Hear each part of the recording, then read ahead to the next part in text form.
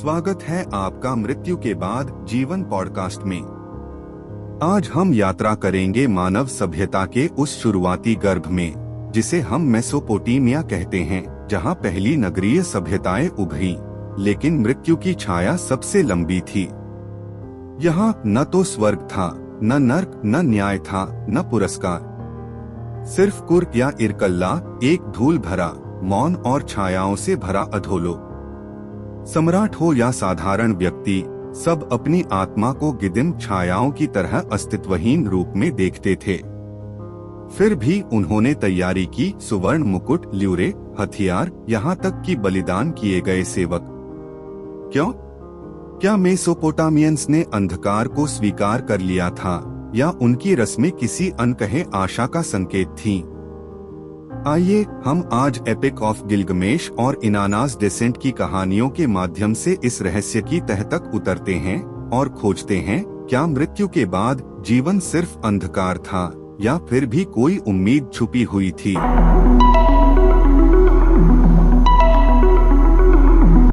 नमस्कार। एक सवाल जो शायद हमेशा से रहा है ना, कि मरने के बाद आखिर होता क्या है? हाँ बिल्कुल, और हर पुरानी सभ्यता ने इसे समझने की कोशिश की है। मिस्र को देख लें, भारत को देख लें, अपनी अपनी कहानियां, अपने अपने रिवाज। सही कहा। लेकिन आज हम एक ऐसी जगह की बात कर रहे हैं जहां मौत के बाद का नजरिया थोड़ा कह सकते हैं कि ज्यादा हकीकत के करीब था, और शायद इसीलिए ज्यादा अंधकारमय भी। आप मेसोपोटामिया की बात कर रहे हैं? हाँ, प्राचीन मेसोपोटामिया, लगभग 3500 से 539 ईसा पूर्व का समय। और हमारी आज की ये जो गहरी छानबीन है, इसका आधार है एक किताब के कुछ अंश। नाम है मृत्यु के बाद मेसोपोटामिया की अंधेरी दुनिया। अच्छा। ये किताब हमें उस दौर के लोगों की सोच बताती है, खासकर मौत और उसके बाद के जीवन पर उनके जो बड़े, जटिल और थोड़े निराशा वाले विचार थे, उनके बारे में। और यहीं से एक उलझन शुरू होती है, एक पहेली। क्योंकि देखिए, एक तरफ तो वो लोग मानते थे कि मरने के बाद हर कोई, चाहे राजा हो या आम आदमी, हाँ, सब एक धूल भरी उदास सी अधोलोक में पहुंचते हैं। वो उसे कुर या इरकला कहते थे। मतलब कोई स्वर्ग नहीं, कोई नाम नहीं, बस एक बेरंग शांत। बिल्कुल। मगर फिर दूसरी तरफ, जैसा ये किताब बताती है, उनके दफनाने के तरीके देखिए। हाँ, ये अजीब है। ये तो सीधा विरोधाभास है। अगर आगे सिर्फ अंधेरा और धूल ही थी, तो फिर इतनी सारी तैयारी क्यों? क्या मतलब था उसका? सही। इसी गुत्थी को आज हम थोड़ा समझने की कोशिश करेंगे। हाँ, तो चलिए शुरू करते हैं, पढ़ते खोलते हैं इसकी। ठीक है। तो ये जो विरोधाभास है, यही इसे इतना दिलचस्प बनाता है। पर पहले जरा उनके परलोक की तस्वीर को ठीक से समझ लें। ये कुर या इरकला असल में था क्या? हाँ, ये जानना जरूरी है। किताब बताती है कि ये धरती के नीचे पाताल में एक जगह थी, बहुत अंधेरी, धूल ही धूल, रोशनी का तो सवाल ही नहीं। और वहाँ राज किसका था? कोई देवी? हाँ, देवी एरिश्किगल, वो वहाँ की रानी थी। लेकिन सबसे चौंकाने वाली बात ये है, जैसा आपने कहा, कि मरने के बाद आपके दुनियावी हैसियत का कोई मतलब नहीं, सब बराबर। सब बराबर मतलब राजा भी और एक आम इंसान भी? बिल्कुल, सब के सब बस गिदिम बन जाते थे। गिदिम मतलब एक तरह की छाया कह लीजिए, या भूत। कोई फर्क नहीं बचता था, कोई हिसाब किताब नहीं होता था कि किसने अच्छे काम किए, किसने बुरे। अच्छा। और इन गिदिम की जिंदगी कैसी थी वहाँ? उफ, बेहद दयनीय। किताब में लिखा है कि वो धूल में लिपटे रहते थे, उनका खाना मिट्टी और पानी भी बासी गंदा सा। मिट्टी खाते थे? हाँ। ये हमारे स्वर्ग, नरक या मोक्ष वाले विचारों से एकदम अलग है। कोई नैतिक पैमाना नहीं, कोई कर्मों का फल नहीं, बस एक उदास, खामोश, लगभग बेमानी सी दुनिया जहां हर किसी का अंत एक जैसा ही होना था। सोचकर ही अजीब लगता है ना? हाँ। और इस निराशाजनक तस्वीर की झलक हमें उनके मशहूर महाकाव्य गिलगामेश के महाकाव्य में भी मिलती है। हाँ बिल्कुल, गिलगामेश की कहानी तो बहुत कुछ कहती है इसके बारे में। जब उसका दोस्त इनकिडू मर जाता है तो गिलगामेश बिल्कुल टूट जाता है। उसे मौत से इतना डर लगता है कि वो अमरता खोजने निकल पड़ता है। हाँ, गिलगामेश का दुख बहुत गहरा था। वो मान ही नहीं पा रहा था कि मौत सच है। लेकिन उसकी इतनी लंबी, इतनी कठिन यात्रा का अंत क्या होता है? अंत में उसे यही पता चलता है कि मौत तो अटल है। सही, कोई उससे बच नहीं सकता। और आखिर में हर किसी को, चाहे वो गिलगामेश जैसा महान राजा ही क्यों ना हो, उसी अंधेरे कुएं में ही जाना है। कोई दूसरा रास्ता है ही नहीं। तो ये तो हुई उनकी मान्यता, एक तय अंधेरा भविष्य। पर जैसा आपने शुरू में कहा था, उनके काम वो कुछ और कहानी कहते हैं। यहीं पर मामला थोड़ा उलझ जाता है। हाँ बिल्कुल, यहीं से असली सवाल शुरू होता है। अगर अंत इतना ही बेरंग और पक्का था, तो फिर वो आलीशान कब्रें क्यों? उनमें रखा वो बेशकीमती सामान क्यों? किस तरह का सामान? किताब खास तौर पे दक्षिणी मेसोपोटामिया के शहर उर के शाही मकबरों का जिक्र करती है। जब आर्कियोलॉजिस्ट ने उन्हें खोदा तो वो हैरान रह गए। अच्छा, क्या मिला उन्हें वहाँ? अरे बहुत कुछ। सोने के भारी मुकुट, लैपिस लाजुली जैसे कीमती पत्थरों से जड़े गहने, खूबसूरत वीणाएं, बढ़िया कारीगरी वाले हथियार, सोने चांदी के बर्तन। बाप रे। और इससे भी ज्यादा परेशान करने वाली बात, उन कब्रों में राजा रानी के साथ उनके सेवकों और सैनिकों के कंकाल भी मिले। सेवकों के कंकाल मतलब शायद उन्हें मालिक की सेवा के लिए साथ में ही दफना दिया गया था, या कहिए कि बलि चढ़ा दिया गया था। बलि? ये तो बहुत भयानक है। लेकिन सवाल वही है, आखिर क्यों? अगर कुर्म में सिर्फ धूली फाकनी थी तो सोने के मुकुट और वीणा का क्या काम? और सेवकों की क्या जरूरत थी वहाँ? हाँ वही। क्या ये सब सिर्फ दिखावा था, स्टेटस सिंबल टाइप का, कि देखो मरने वाला कितना बड़ा आदमी था? ये एक संभावना तो है कि भाई दुनियावी रुतबे को दिखाने का तरीका था, लेकिन कई जानकार और किताब भी इसी तरफ इशारा करती हैं, मानते हैं कि बात शायद इतनी सीधी नहीं थी। तो और क्या हो सकता है? क्या पता ये सामान अधोलोक की तकलीफों से बचाने के लिए था। क्या ये भेंटें एरेशकिगल या कुर के दूसरे देवताओं को खुश करने के लिए थी, ताकि आत्मा के साथ थोड़ी नरमी बढ़ती जाए? ये भी हो सकता है। या फिर कहीं ऐसा तो नहीं कि ये किसी ऐसी उम्मीद का इशारा था जिसे वो खुलकर कह नहीं पाते थे? बिल्कुल, ये सवाल हमें सोचने पर मजबूर करता है। क्या उनकी मान्यताएं और उनके रीति रिवाज, क्या वो हमेशा एक सीध में थे, या उनके मन में कहीं कोई और बात थी, कोई छिपी हुई आस? और इसी पहेली को एक और कहानी और गहरा कर देती है। हाँ, इनाना का अवतरण। इनाना या इश्तार भी कहते हैं उन्हें, प्रेम, उर्वरता और युद्ध की देवी, बहुत शक्तिशाली, बहुत लोकप्रिय। हाँ, मैंने सुना है इसके बारे में। वो नीचे कुर में जाती हैं अपनी बहन एरेशकिगल से मिलने, है ना? हाँ बिल्कुल, लेकिन ये सफर आसान नहीं था। कुर में घुसने के लिए 7 दरवाजों से गुजरना पड़ता था। 7 दरवाजे? हाँ, और हर दरवाजे पर इनाना को अपनी शाही शक्ति का कोई न कोई निशान उतारना पड़ा। उनका मुकुट, उनके कपड़े, गहने, उनकी छड़ी, सब कुछ एक एक करके। तो मतलब जब तक वो आखिरी दरवाजे से गुजरी और एरेशकिगल के सामने पहुंची, तब तक वो पूरी तरह नग्न और शक्तिहीन हो चुकी थी। उनकी सारी दिव्यता छीन ली गई थी, देवी होकर भी। हाँ, और वहां एरेशकिगल और कुर के जो भयानक जज थे, उन्होंने उन्हें मौत की सजा दी। देवी इनाना मार दी गईं, उनके शव को हुक पर लटका दिया गया। अरे, ये दिखाता है कि कुर कितना बेरहम और अंतिम था।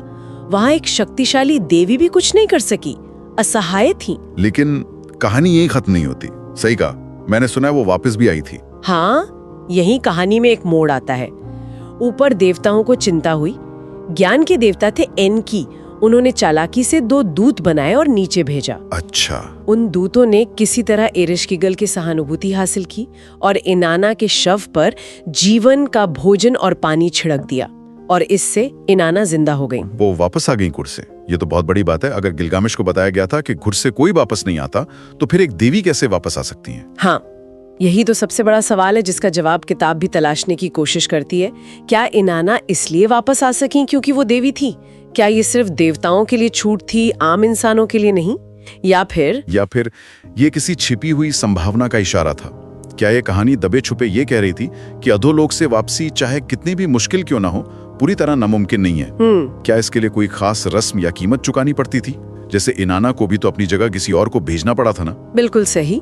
इनाना को वापस आने की इजाजत तभी मिली जब वो अपनी जगह किसी और को कुर भेजने पर राजी हुई। ये वापसी मुफ्त नहीं थी। अच्छा। तो ये कहानी उस सीधी सपाट निराशा वाली तस्वीर को और उलझा देती है।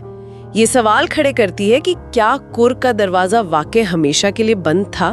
तो हम फिर से वहीं आ गए, उस मूल विरोधाभास पर। एक तरफ कुर की धूल भरी निराशाजनक सच्चाई में यकीन, हाँ, दूसरी तरफ उर के मकबरों जैसी जगहों पर इतनी भव्य तैयारी, और साथ में इनान्ना जैसी कहानी जो वापसी की एक धुंधली सी उम्मीद जगाती है। इस सब को कैसे समझा जाए?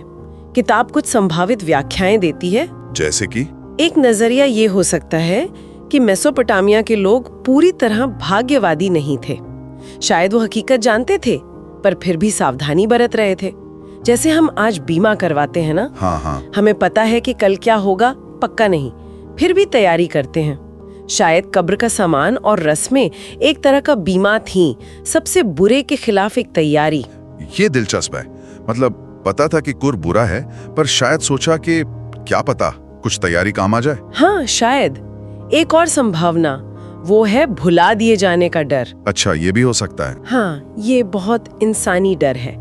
शायद कब्रों में रखा सामान, वो रस्में और शायद वो बलि दिए गए सेवक भी, ये सब मरने वाले की याद को जिंदा रखने का तरीका थे, ताकि दुनिया उन्हें भूल न जाए। शायद वो मानते थे कि जब तक उन्हें याद किया जाएगा तब तक उनका वजूद कुर में भी थोड़ा बेहतर रहेगा, वो पूरी तरह गुमनामी में नहीं खोएंगे। और क्या ये भी हो सकता है कि वो मानते थे कि सही रस्मों और लगातार चढ़ावों से, जैसे खाने पीने की चीजें चढ़ाना, इससे कुर में आत्मा की हालत सुधर सकती है। बिल्कुल। मतलब स्वर्ग तो नहीं, पर कुर के अंदर ही थोड़ी कम तकलीफ वाली जिंदगी। शायद वो भेंटें आत्मा को खिलाने का तरीका थी, ताकि उन्हें मिट्टी ना खानी पड़े।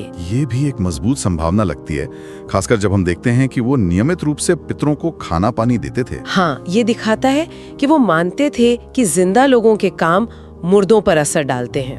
और फिर इनान्ना की कहानी है, क्या वो सिर्फ एक मिथक थी या कहीं गहरे में एक दबी हुई उम्मीद का प्रतीक? मतलब क्या ये हो सकता है कि ऊपरी तौर पर भले ही वो मानते हों कि कुर अंतिम है, पर दिल के किसी कोने में ये उम्मीद थी कि शायद कोई रास्ता हो, शायद इनान्ना की तरह वापसी या बेहतरी मुमकिन हो। एक ऐसी उम्मीद जिसे वो शायद खुलकर अपने धर्म का हिस्सा नहीं बना पाए, पर उनके कामों में झलकती थी। हाँ, ये सबसे दिलचस्प व्याख्याओं में से एक लगती है मुझे। ये दिखाती है कि इंसान का मन कितना जटिल होता है। हम एक तरफ कड़वी सच्चाई मान सकते हैं और दूसरी तरफ उसी से बचने की उम्मीद भी रख सकते हैं। तो सवाल ये उठता है कि क्या मेसोपोटामिया के लोग वाकई उस पूरी गुमनामी और निराशा वाले अंत को बिना किसी शक के मान चुके थे, या फिर वे अनजाने में ही सही किसी ऐसी चीज के लिए तैयारी कर रहे थे जिसे वो शायद शब्दों में बता नहीं सकते थे? कोई ऐसी उम्मीद जिससे वो नाम नहीं दे पाए थे, पर जिसके लिए वो सोना, सेवक, रस्में सब लगा रहे थे। ये वाकई सोचने वाली बात है। बिल्कुल, ये विरोधाभास हमें मेसोपोटामिया की संस्कृति की गहराई दिखाता है। ये सिर्फ उनके धर्म की कहानी नहीं, बल्कि इंसानी उम्मीदों, डरों और अनिश्चितता से लड़ने की कहानी भी है। तो आज की इस गहरी छानबीन से हमने क्या समझा? हमने देखा कि प्राचीन मेसोपोटामिया में परलोक की जो अवधारणा थी, कुर या इरकला, वो बहुत ही निराशाजनक थी। हाँ, एक धूल भरा अंधकार में अस्तित्व जहां सब आत्माएं बिना किसी भेदभाव के एक जैसा अंत पाती थीं। लेकिन इसके बिल्कुल उलट उर के शाही मकबरे जैसे सबूत दिखाते हैं कि वो मौत के बाद के जीवन के लिए बहुत ज्यादा और बहुत महंगी तैयारी करते थे। हाँ, जो उनकी मान्यताओं से मेल नहीं खाता। एक गहरा विरोधाभास है ये, एक पहेली। और देवी इनान्ना की अधोलोक से वापसी की कहानी वो इस रहस्य को और भी उलझा देती है ना? बिल्कुल। वो उस निराशाजनक तस्वीर में एक उम्मीद की किरण जैसी लगती है, भले ही वो किरण बहुत धुंधली हो और शर्तों के साथ हो। तो अंत में ये किताब और इसका विश्लेषण हमें ये समझने में मदद करते हैं कि शायद मेसोपोटामिया के लोगों ने ऊपरी तौर पर एक कठोर, अंधेरे भाग्य को मान लिया था। हाँ, सैद्धांतिक रूप से। लेकिन उनके काम, कब्रों में सामान रखना, रस्में निभाना, मुर्दों को याद करना, भेंट चढ़ाना, ये सब शायद किसी गहरे डर या बहुत ज्यादा सावधानी या फिर किसी अनकही दबी हुई आशा की तरफ इशारा करते हैं। वो शायद निश्चितता न होने के कारण हर मुमकिन बचाव का रास्ता अपना रहे थे, हर संभावना के लिए तैयारी कर रहे थे। ये हमें सोचने पर मजबूर करता है ना?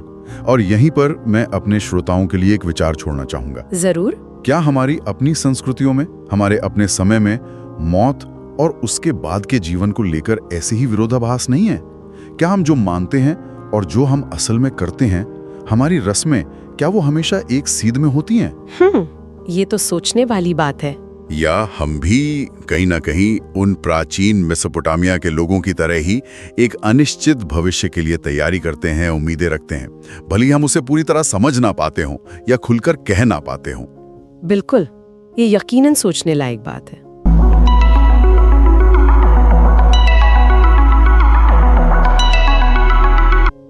मेसोपोटामिया की भूमि ने हमें दिखाया कि मृत्यु केवल अंत नहीं थी, यह अंधकार का अंत भी हो सकता है, लेकिन साथ ही रहस्य और संभावना का जन्म भी।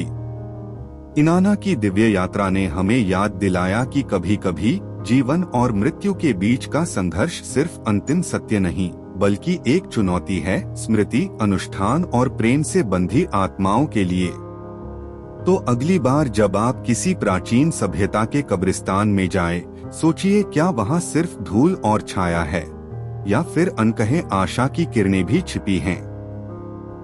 और जुड़े रहिए हमारे साथ अगले एपिसोड में मेसोअमेरिकन जर्नीज कॉस्मिक ट्रायल्स, जहां हम मेसोअमेरिका की रहस्यमय आत्माओं, उनके विश्वास और उनके ब्रह्मांडीय परीक्षणों की अद्भुत दुनिया में प्रवेश करेंगे। यह था आज का एपिसोड मृत्यु के बाद जीवन पॉडकास्ट का। हमारी यात्रा यहीं नहीं रुकती, रहस्य अभी बाकी है।